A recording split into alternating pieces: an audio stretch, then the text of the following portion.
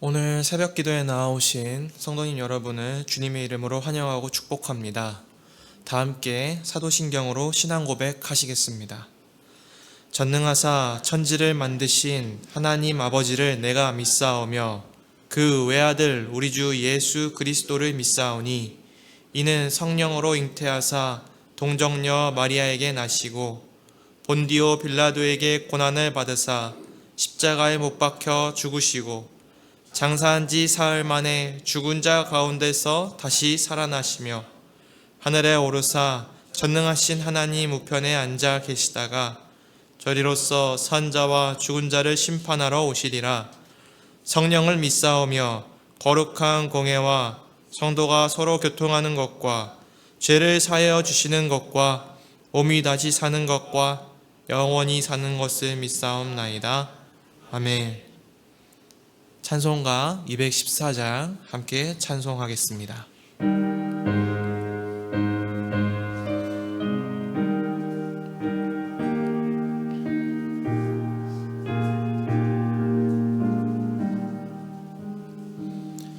나 주의 도움 받고자 주 예수님께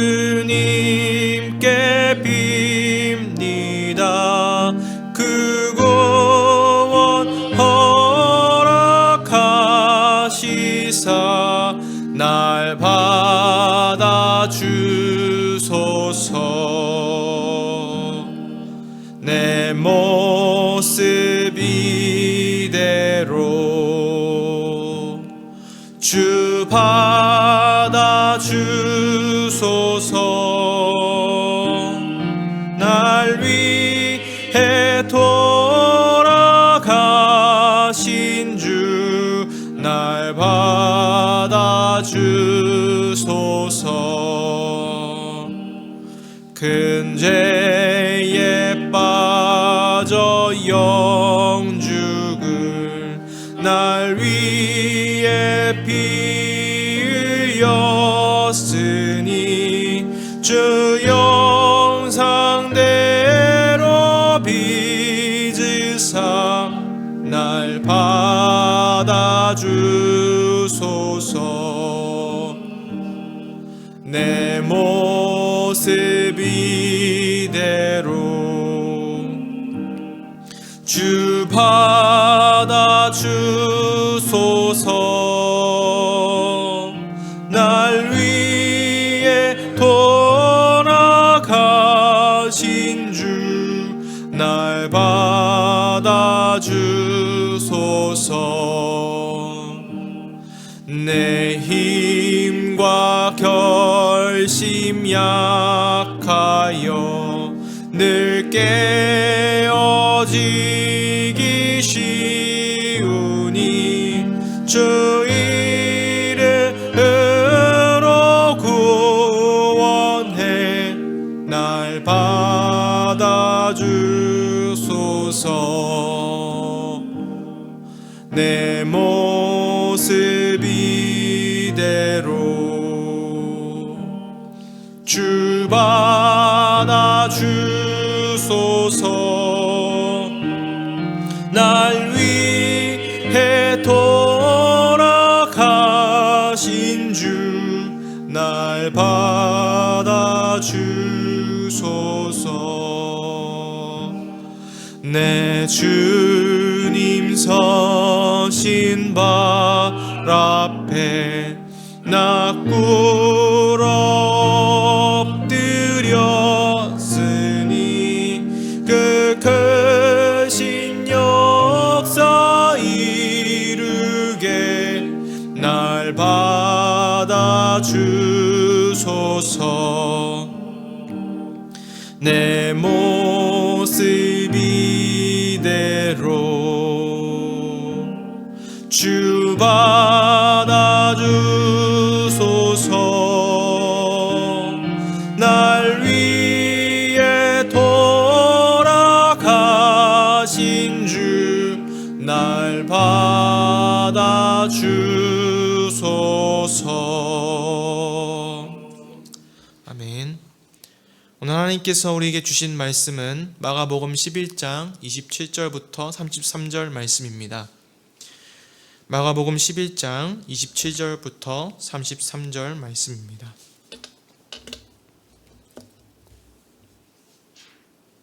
저와 성도님들이 한 절씩 번갈아 가면서 교독하도록 하겠습니다. 그들이 다시 예루살렘에 들어가니라. 예수께서 성전에서 거니실 때에 대제사장들과 서기관들과 장로들이 나와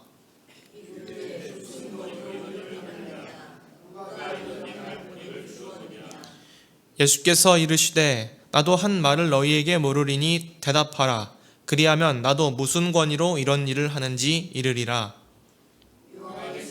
하늘로부터냐 사람으로부터냐 내게 대답하라. 그들이 서로 의논하여 이르되 만일 하늘로부터라 하면 어찌하여 그를 믿지 아니하였느냐 할 것이니 그러면 사람으로부터라 할까 하였으나 모든 사람이 요한을 참 선지자로 여김으로 그들이 백성을 두려워하는지라. 함께 읽겠습니다. 이에 예수께 대답하여 이르되 우리가 알지 못하노라 하니 예수께서 이르시되 나도 무슨 권위로 이런 일을 하는지 너희에게 이르지 아니하리라 하시니라. 아멘. 학창시절에 시험기간에 선생님들에게 많이 들었던 말씀 중에 하나는 문제를 풀 때에 출제자의 의도를 잘 파악하라는 말이었습니다. 선생님의 그 말씀의 의도는 모든 질문과 문제에는 다 출제자의 생각과 또 물어보고자 하는 의도가 담겨 있으니 문제를 푸는 사람 입장에서는 A가 답인 것처럼 보여도 출제자의 의도를 파악하면 B를 답으로 의도하고 낸 질문일 수도 있기 때문에 질문을 곰곰이 생각하면서 문제를 읽어보라고 가르치셨던 기억이 납니다. 선생님들의 그 가르침처럼 사람들의 질문 안에는 어떤 문제의식이 내포되어 있기 마련입니다. 그래서 질문 자체가 이미 특정한 관심과 그 사람의 전제를 반영하고 있다고 볼 수 있습니다. 오늘 본문에서 대제사장과 서기관 그리고 장로들은 예수님께 나와 어떤 질문을 합니다. 27절, 28절 말씀을 제가 읽어드리겠습니다. 그들이 다시 예루살렘에 들어가니라. 예수께서 성전에서 거니실 때에 대제사장들과 서기관들과 장로들이 나와 이르되 무슨 권위로 이런 일을 하느냐? 누가 이런 일을 할 권위를 주었느냐? 아멘. 지금 지도자들이 질문을 살펴보았을 때에 그들이 관심을 갖고 있었던 것은 권위에 대한 부분이었습니다. 28절에서 이런 일이라고 지칭하는 것은 11장에서 예수님이 성전을 뒤엎으시면서 성전을 청결하게 하신 사건을 의미합니다. 이들의 최대 관심사는 자신들의 권위가 유지되는 것이었으며 이를 위해서는 예수님의 권위를 끌어내리려고 하는 것이었습니다. 그래서 예수님께 하늘로부터 이런 권위를 얻었다고 예수님께서 대답하신다면 예수님을 하나님의 이름을 모독했다라고 하는 죄목, 즉 신성 모독으로 고발하기 위해서 의도적으로 이러한 질문을 던진 것이지요. 그러나 예수님의 대적자들은 예수님을 시험하려는 질문을 던졌다가 자신들이 이해할 만한 수준의 대답을 듣는다거나 자신들이 의도했던 그러한 대답을 듣지 못한 경우가 훨씬 많습니다. 오히려 더 혼란스러워져서 수군거리다가 흩어지는 것을 우리는 복음서에서 보게 되는데요. 오늘 본문에서도 마찬가지입니다. 예수님은 지도자들의 질문에 오히려 역으로 질문하십니다. 29절, 30절 말씀을 함께 같이 읽어보시겠습니다. 예수께서 이르시되 나도 한 말을 너희에게 물으리니 대답하라. 그리하면 나도 무슨 권위로 이런 일을 하는지 이르리라. 요한의 세례가 하늘로부터냐 사람으로부터냐 내게 대답하라. 아멘. 예수님은 이 종교 지도자들이 대답하기엔 난처한 질문을 던지시면서 29절 30절에서 각각 한 번씩 대답하라고 2번이나 강조하여 질문하십니다. 종교 지도자들은 예수님의 질문에 답하기 매우 곤란해졌습니다.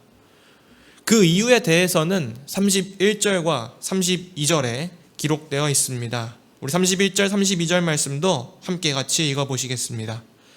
그들이 서로 의논하여 이르되 만일 하늘로부터라 하면 어찌하여 그를 믿지 아니하였느냐 할 것이니 그러면 사람으로부터라 할까 하였으나 모든 사람이 요한을 참 선지자로 여김으로 그들이 백성을 두려워하는지라. 아멘. 종교 지도자들이 난처해하면서 대답하지 못했던 이유는 세례 요한의 세례가 하늘로부터라고 대답한다면 어찌하여 믿지 않느냐고 예수님께 질책을 받을 것이고, 사람으로부터라고 한다면 세례 요한을 따르는 수많은 사람들에게 항의를 받으며 정치적인 소요가 일어날 것이 불보듯 뻔했기에 예수님의 질문에 대답할 수 없었던 것입니다. 성경을 보면 바리새인과 또 종교 지도자들이 이상할 정도로 성전의 권위에 집착하는 모습을 보이는데요. 그들이 그토록 권위를 놓지 않으려고 했던 이유는 당시의 역사적 배경을 살펴보면 더 잘 알 수 있습니다. 당시 종교 지도자들의 성전에서의 권위는 우리가 지금 생각하는 것보다 훨씬 큰 돈과 권력과 명예의 문제가 이 권위에 달려 있었습니다. 특별히 성전 안에서 장사가 이루어지고 있었다라고 하는 데서 볼 수 있듯이 성전이 오늘날의 금융계와 중앙은행시장 역할을 감당하고 있었고, 또한 예루살렘 주변에 살고 있는 수많은 사람들의 고용수단이었다는 것을 보여줍니다. 또한 정치적으로 보더라도 성전이 곧 권력의 근거지였고 로마의 통치자 아래서 유대를 다스렸던 제사장 계급의 부의 원천이기도 하였습니다. 종교적으로는 성과 속을 구별지어주는 그러한 자리였으며 하나님의 임재하심과 임재하지 않으심을 판단할 수 있는 막강한 권력을 가지고 있었던 사람들이 바로 이 종교 지도자들이었던 것이지요. 그래서 그들은 진리와 비진리를 밝히는 일에는 전혀 관심이 없었고, 단지 그들이 확보한 권력을 잃지 않으려는 아집에만 사로잡혀 있었습니다. 그들의 대답과 그들의 질문에 대한 예수님의 매우 단순한 답변이 33절에 기록되어 있습니다. 제가 읽어드리겠습니다. 이에 예수께 대답하여 이르되 우리가 알지 못하노라 하니 예수께서 이르시되 나도 무슨 권위로 이런 일을 하는지 너희에게 이르지 아니하리라 하시니라. 아멘.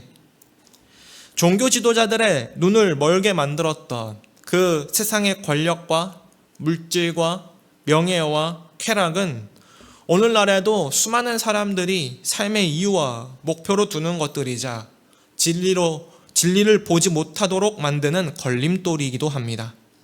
그러나 권력과 물질과 명예와 쾌락이 결코 진리가 될 수 없다라고 하는 것은 우리가 잊지 말아야 하는 것입니다. 왜 그러한 것들이 결코 진리가 될 수 없습니까? 그러한 것들은 결코 영원하지 못하기 때문입니다. 아무리 강력한 권력도 영원히 지속될 수 없는 법입니다. 아무리 쾌락이 좋다고 하여도 사람이 감당할 수 없는 쾌락의 선을 넘게 되면 신경과 감각이 마비되고 건강에 이상이 찾아오게 됩니다. 또한 물질과 사유재산은 우리의 생계에 꼭 필요한 것들이라고 보이지만 죽음 이후에는 가져갈 수 없는 유한한 물질에 불과하며 사람의 인기와 명예 또한 사람 자체가 유한하기에 영원할 수 없는 것이지요. 한편 바리새인과 종교 지도자들이 그토록 명예와 권력과 이 탐욕에 집착한 이유는 그 자체가 주는 안정감 때문도 있겠지만 끊임없이 다른 사람들의 시선을 의식한 탓도 있다고 봅니다. 그런데 진리에 있어서는 다른 사람의 시선에 과도 의식하는 것은 진리를 받아들이는 데에 도움이 되지 않을 때가 더 많지요. 화가 렘브란트가 그린 탕자의 귀환이라는 그림을 보면 돌아온 아들이 아버지께 안겨있는 그림이 있습니다. 그런데 이 그림에는 그 아버지와 아들 옆에 또 다른 한 남자가 그려져 있는데요. 정체를 명확하게 알 수는 없지만 그 남자의 표정을 보면 차가운 시선으로 탕자를 바라보고 있습니다. 마치 저러한 아들도 저러한 자도 용서받을 자격이 있나 라고 의심을 가지며 쳐다보는 표정입니다. 이 모습은 사람들의 시선과 비교를 의식하면 은혜와 사랑, 즉 진리를 깨닫지 못하는 삶을 살 수도 있다는 것을 보여주는 것 같습니다. 그러나 탕자는 그 다른 남자의 제3자의 시선을 전혀 신경 쓰지 않고 아버지께 진심으로 나아가서 부둥켜 안기지요. 만약 탕자가 자신을 바라보는 그 다른 남자의 시선을 의식했더라면 어땠을까요? 아버지의 그 따스한 사랑을 만끽하며 진정으로 감사할 수 있었을까요? 신앙생활을 하면서 우리가 다른 사람의 시선을 아예 의식하지 않는다는 것은 우리가 사람이기 때문에 어쩌면 불가능한 일일 수도 있겠습니다. 그러나 적어도 그것이 우리의 신앙생활에 영향력을 크게 미치면 미칠수록 은혜를 놓칠 수도 있다라고 하는 것을 우리는 기억해야만 합니다. 왜냐하면 사람의 시선을 의식하다 보면 두려움이 마음속에 자리 잡게 되고 그 두려움이 하나님과의 관계를 맺는데 계속해서 방해가 될 수 있기 때문입니다. 종교 지도자들은 사람들이 나를 더 이상 존경하지 않으면 어떻게 하지? 사람들이 더 이상 나를 좋은 신앙인이 아니라고 하면 어떻게 하지? 이러한 기타 등등의 생각들을 하면서 그들의 마음속에 두려움이 자리 잡았기 때문에 진리를 눈앞에 두고도 외면하였습니다. 그리하여 예수님을 따르는 제자들과 무리들과는 달리 그 어떤 은혜도 입지 못했던 것입니다. 그들은 어쩌면 마음속에 가장 많은 두려움을 가지고 살았을지도 모르겠습니다.